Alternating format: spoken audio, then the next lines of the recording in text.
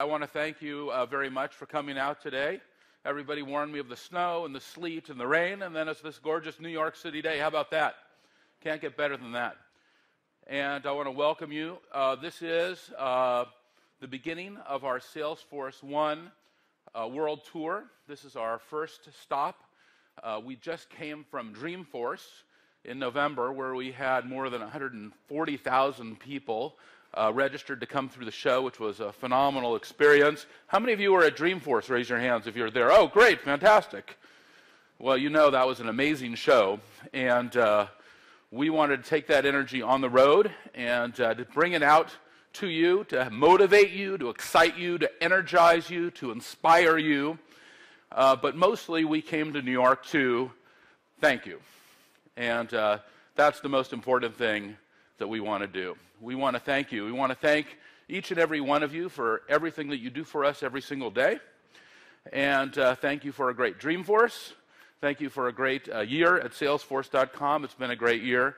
And we came here to thank you. And we recognize that it's you, our customers, that we are here to serve, that we are in business for. And we just want to take a moment to thank you. And at the end of Dreamforce, my team came to me and they did a phenomenal job putting on Dreamforce. It was awesome. And we had like 1,300 sessions, and we had these great keynotes with Marissa Meyer and Sheryl Sandberg, and Meg Whitman was there, and we had all these great folks. And the team, well, what did you want to improve? What did you want to improve? And I'm like, well, the speakers were great, the venue was great, the demonstrations were great, the technology was great, and the feedback was really positive, really powerful. And so, but they always want to, we have a kind of Japanese word as Kaizen, continuous improvement approach at Salesforce.com, which I think every business needs to have. You're constantly looking to improve, to get better, to get stronger. My friend Kiyo Toyota, the CEO of Toyota, has a great phrase: better, better, better, never best.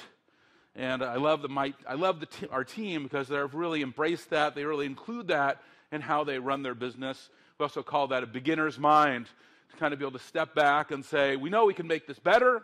We know we can make this even broader. We know there's something new coming. We know there's some advancement. What else can we do? New technology model, a new business model. But we also said, okay, how do we drive that forward? How do we continue to focus on innovation, on growth? And we've seen just a spectacular result out of this year. In fact, you probably saw we had a 36% growth driven by tremendous customer success. So thank you for all of that. We delivered our first $1 billion a quarter, which is a huge accomplishment for any company, but especially in the software industry. There's been very few companies. But as we delivered that first $1 billion quarter, what was exciting for us was that we also continue to maintain our pole position in Cadence as the fastest growing software company of our size and scale in the industry. And in our industry, growth is precious and it's difficult to get.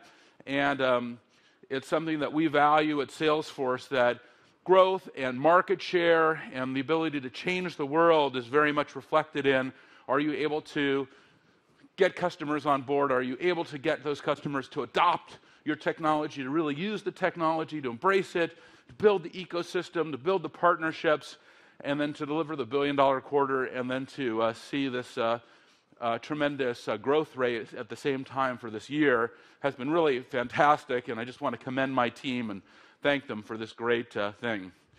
And it's not just about a new technology model, and it's not just about a new business model. Both are very important. It's not just about growth, which is very important, because if you're not growing in our industry, you're dying.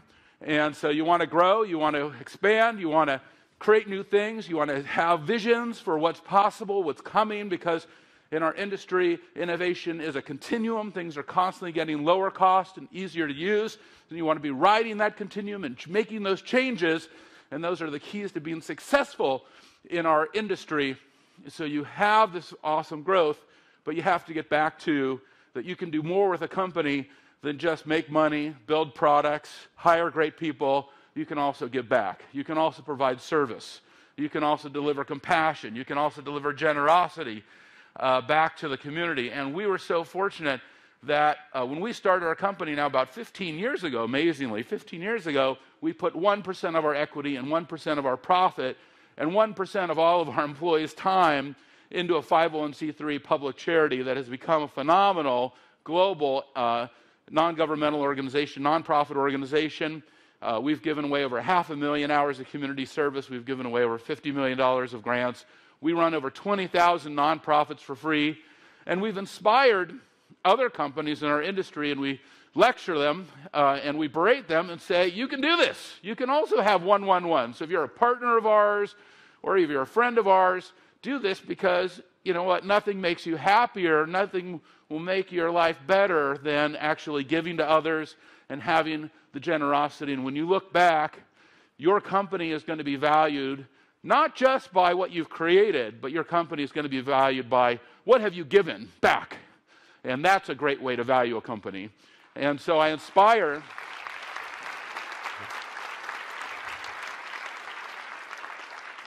So I want to inspire all these great companies like Google and Dropbox and Box and Workday and a lot of companies that are here who've now adopted this 1-1-1 model, because we need models, we need ideas on how to structure giving back and how to give service. And this is also my favorite time in these presentations that we do, not just at Dreamforce, but around the world. But if you're with a nonprofit or you're with an NGO, would you just stand up and be recognized if you're with a nonprofit or an NGO? Fantastic.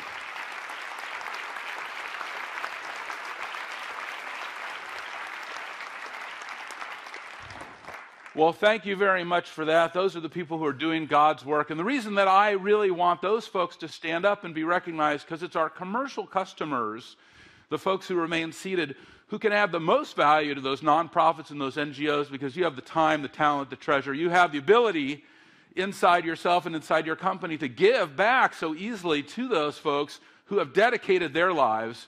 They're the lucky ones, actually, because the happiest people I know are the ones who have just, able to give all day long, people running nonprofits and NGOs. So partner with them, and some of their happiness is going to rub off on you. And those are great organizations. But anyway, I love spotlighting one of those. And you come to New York, and it's easy to do because there's so many great nonprofits and so many great NGOs here in the New York area. And one I want to profile today is the Iraq and Afghanistan Veterans of America film. I think all of us know, owe a huge debt of gratitude to all of our veterans for putting their lives on their line.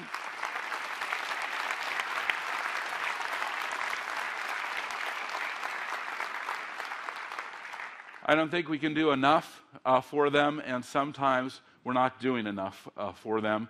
And this is a great organization. In fact, one of my mentors, General Colin Powell, I had the opportunity to recently speak to, and we mentioned that we were going to be profiling them here in New York City, and he's worked with them before. And let's take a look at this great organization, the Iraq and Afghanistan Veterans of America. Okay. Community is everything. Community is the backbone of any functioning military unit, and it's the backbone of our organization and our entire movement. The mission of IAVA is to empower Iraq and Afghanistan veterans. They're really tough, and they've been through a lot, and they've got great skills. And what they need now are the tools to empower themselves to get to the next level. We work on advocacy, awareness, and assistance programs, and we try to help them in healthcare, both mental and physical, education, employment, and in building a sense of community. Retaining the sense of community when you come out of the military is very difficult. I was in Baghdad one week and in Brooklyn the next. I felt alone, I felt isolated, and I didn't know where I could find people like me. In the old days, there was a place where vets could come and wear funny hats and drink beer and tell war stories. The old way was a veterans hall. But what it was a community. The future is IAVA, and it's online, it's interconnected, and it's everywhere. Salesforce has been an absolute game changer when it comes to building bridges and building communities when we come home, especially when we're talking about our next iteration of Community of Veterans. Community of Veterans is a social network that we built. It's veterans only. They have conversations, they talk to each other and share the challenges they're going through. It didn't have all the functionality that we wanted it to have, so we started looking at products that would enable us to take Community of Veterans and evolve that into something that was social, that'll tie together everything from our rapid response referral program to our advocacy work to our case management system. Luckily for us, Salesforce began to roll out communities. Most of the functionality we needed was available right outside the box. communities is a perfect fit for our community of veterans. Rucksack is another app that was built entirely on Salesforce in 6 weeks. We consider it our Ticketmaster for vets. The most shining example of how we use technology every day is our rapid response referral program. Thanks to Salesforce, IAVA can use technology to stop suicides, to put people in housing, to get them jobs, and to send them back to school. I don't think before Salesforce, we would have had the ability to track and to record data and to do the cases the way that we do it now. If you have a good set of boots or a good weapon in the field, you're going to rely on it every day, and that's what Salesforce has been for this organization. I think the support that's available both from the company itself and the foundation is first rate. I would definitely say that Salesforce is helping IAVA save lives.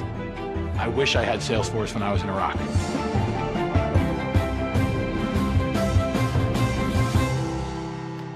All right. All right, please welcome Paul. All right, Paul, welcome. Thank you very much. Welcome to New York. Thank you, Paul, and great to be back with you. And as I was mentioning, I was talking to General Powell, and he commended your work, and I know you've had some great interactions with him. Tell us about your organization. Tell us why it's so important, and tell us what the people here in this room and who are watching online can do to help you. Our mission is simple: to connect, unite, and empower the next generation of leaders.